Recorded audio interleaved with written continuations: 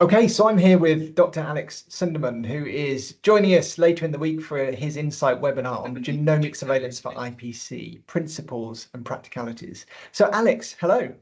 Good morning, John. Nice to see you. Well, good morning from here. Thanks for Yeah, having me do so this. I hear you're covered in snow. I mean, not actually covered in snow right now. Right. Yeah, it's quite a bit of snow. I mean, over here it's 17 inches, and I forget the conversion, but it's quite a bit. It's a lot. It's definitely Yeah. a lot. So I was going to ask you, how did you get into genomic surveillance in the first place? Yeah, I happenstance into it after I finished my Master's of Public Health degree, started working as an infection preventionist in our hospital, and got very involved in outbreak investigations.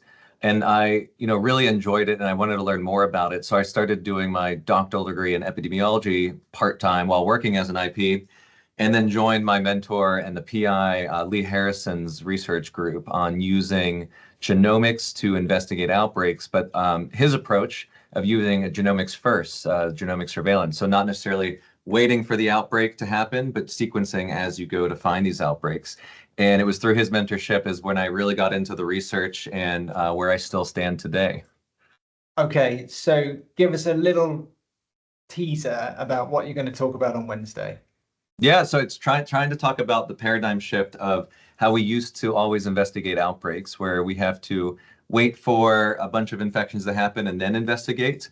And then now looking at this new approach of sequencing, regardless of the suspicion of an outbreak, talking about the pros and cons of it as well, but also the importance of translating that into infection prevention practice from a research tool into an actual applied tool, just like we do right outside my office window right here in our own hospital, and how to go about that. Okay, I can't wait to hear more about that. But let me just ask you one final question. What do you think is the biggest barrier to implementing routine genomic surveillance for IPC? And how So do we the overcome it? Yeah, the evidence is emerging and the evidence is great. Lots of people across the world are looking at this. But in the end, it all comes down to money and how we can fund it. And that's, still not solved, but we think we have a path forward.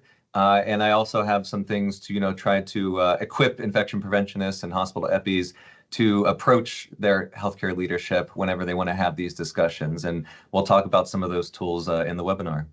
Okay, fantastic. Thanks, Alex. Look forward to Wednesday. Thanks, John. Looking forward to it.